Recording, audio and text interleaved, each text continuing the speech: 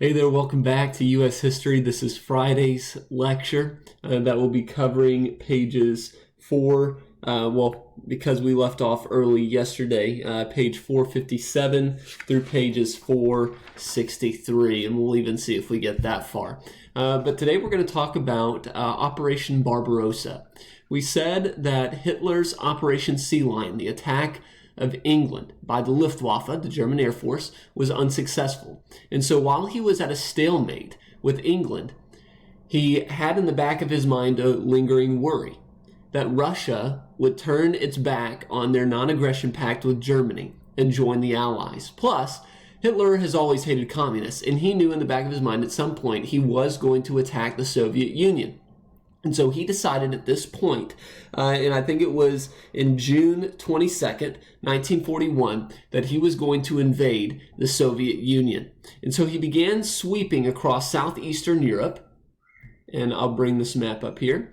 He began sweeping across southeastern Europe, capturing Yugoslavia, Romania, Greece, Bulgaria, Albania, and began crossing those lines into Soviet Union territory. So this, I think that's purple. This purple color right here with the lines, that's land that was captured during Operation Barbarossa. Now, Russians that lived in this region that were being captured by the Nazis, at first they just relinquished the territory because they were thinking to themselves, well, at least the Nazis won't treat us like Joseph Stalin has treated us. Joseph Stalin being a cruel dictator, but they found out that the Nazis were just as cruel as their Russian comrades and dictator. And so they began trying to implement what we call a scorched earth policy. And so while Hitler led his blitzkrieg into Russia, Russians began burning their homes, began burning crops, and began killing animals so that they would not be captured and used by the Nazis. And they began retreating further and further into Russia. Now, the Germans were making great progress into Russia. You can see here how much territory they actually covered. But one of the issues that they faced was that they started Operation Barbarossa too late. Hitler believed he could capture the Soviet Union in about 8 weeks, but he found out, due to the scorched earth policy and the lengthening of their supply lines, that this was not going to be the case. And their major enemy at this point became not the Soviet Union, but the Russian winter itself. And we're going to see that Hitler made the same mistake as Napoleon a century beforehand. Napoleon tried to attack Russia, but he attacked too late, and the Russian winter forced him and his troops back to France. Well, here, Hitler told his army to keep moving forward, keep pressing onward.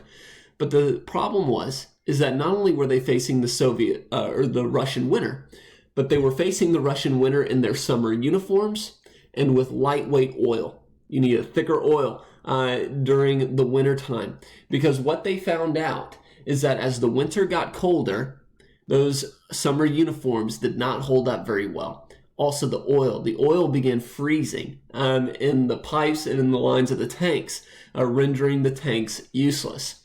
What ended up happening is that now the tanks from this blitzkrieg and the German soldiers, they were about 40 miles out of Moscow. About 40 miles. I think it says here, let's see if I can find, I thought it gave me a number, but I don't think it does here. But I'm pretty sure there were some of them that were about 40 miles outside of Moscow. And so they were so close, yet so far away before the Russian winter turned the Nazis back and they had to leave. This is going to be a common theme. I want you to understand in the European theater here during World War II is that oil is going to play a major part in World War II in Europe. That's one of the reasons, I forgot to mention, why Hitler wanted Russia anyway. He wanted these massive oil reserves so that he could keep the tanks and machines running for World War II. And so what I've also found through extensive reading and research and through multiple videos and books is that if the Nazis and the Japanese would have coordinated their attacks better, then they might have been able to successfully conquer Russia, because you would have had Japan coming in from the east and the Nazis coming in from the west.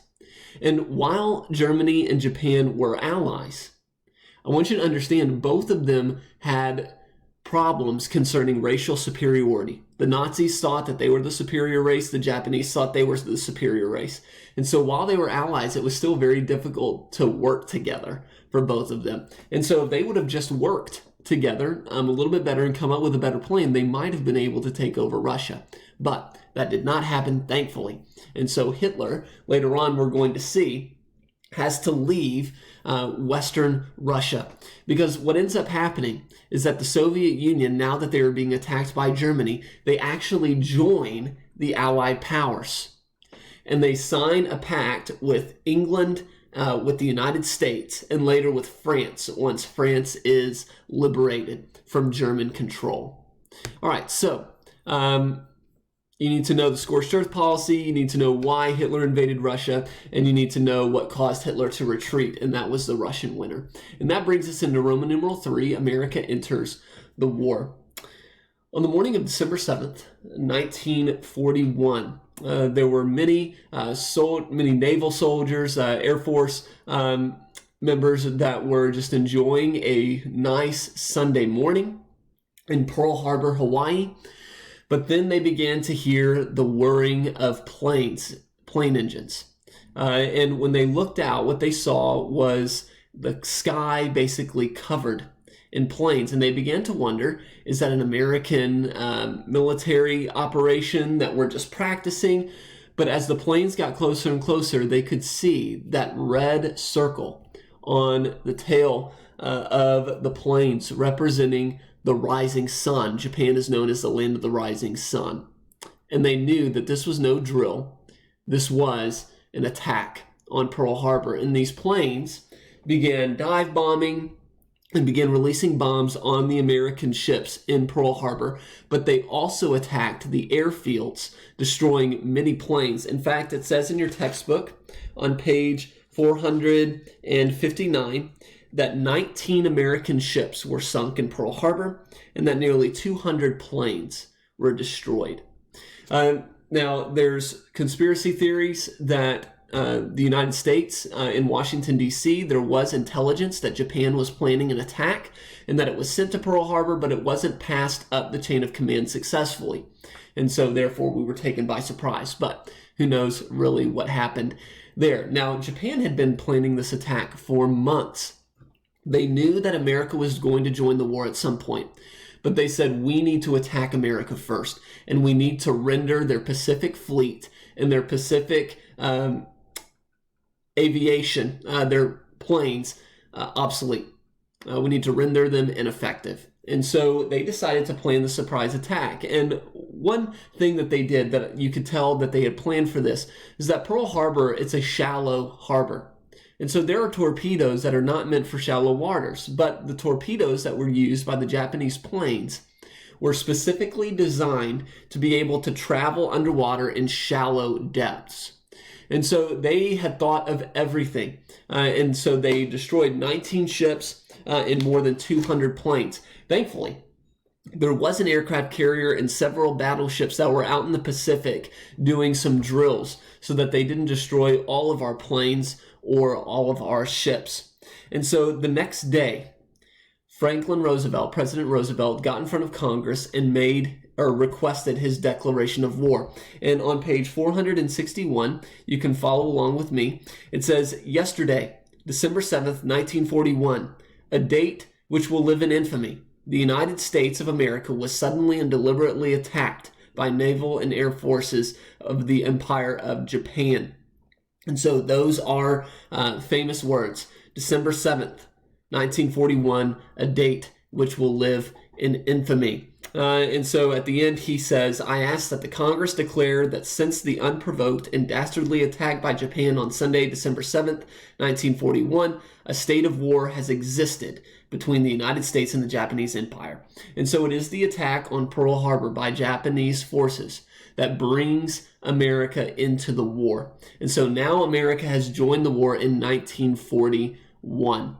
But planning for this war, they need to make a decision. Do we go after the Japanese first who attacked us, or do we go into Europe and that really be our main focus? And so Churchill and Roosevelt decided that they were going to take a Hitler first approach or strategy, meaning that the United States was going to focus most of its efforts in Europe to help England and to liberate France, but they were also going to fight in the Pacific against the Japanese. And so that's why we say we have two theaters. You have the European theater and you have the Japanese, or you have the Pacific theater. Okay, and so those were the two sides in which America was fighting in World War II. All right, and so equipping America to fight. And so we see that the United States really pulls together in order to fight in World War II and to support the soldiers and war production. And so Rosie the Riveter, this is a propaganda poster. Let's see if I can find Rosie. There she is, right here where it says, "We can do it." Rosie Riveter represented the women in the workforce who were really helping with war production. It says in your textbook on page 460, it says here, well, you can't see it in your textbook. I can only see it in mine. But it says, World War II brought about an important societal change as women took over many of the jobs formerly filled by men after the men joined the military. Women worked not only in clerical or medical positions, but also in industrial work. For example, the aircraft industry hired about 500,000 female workers to build fighter planes, bombers, and cargo planes. Female pilots were also used to ferry new planes to air bases around the country. The symbol of the growing female workforce became known as Rosie the Riveter. And so the Rosie the Riveter right here, that's this poster, kind of inspiring women to join the workforce. And then that brings about the mistreatment of the Japanese. After the bombing of Pearl Harbor, the American government, along with many other Americans, did not trust Japanese immigrants. But that even extended to Japanese people of Japanese descent who were born in America. And so Franklin Roosevelt actually called for the rounding up of Japanese Americans and Japanese immigrants and placing them in internment camps. The Nazis called them concentration camps, but we called them internment camps. Now, the mistreatment of the Japanese did not go to the extent of the Nazi mistreatment of Jews, homosexuals, political prisoners, gypsies, or things of that nature. However, they were stripped of all American rights and civil liberties and placed in these internment camps. It wasn't until the United States realized that they needed all the help they could get that they began allowing Japanese American men to join in the war effort. These men were called Nisei, Nisei. This is on page 461. And so the Nisei, which means American-born Japanese, they were able to join in the war effort, and they mostly fought in the European theater.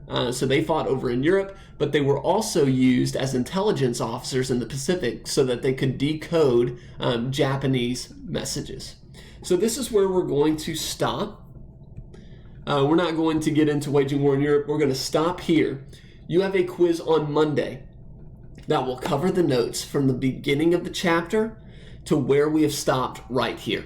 Okay, so that is what your quiz will cover. We'll pick up with waging war in Europe on Monday. All right, I hope everything goes well. Take care.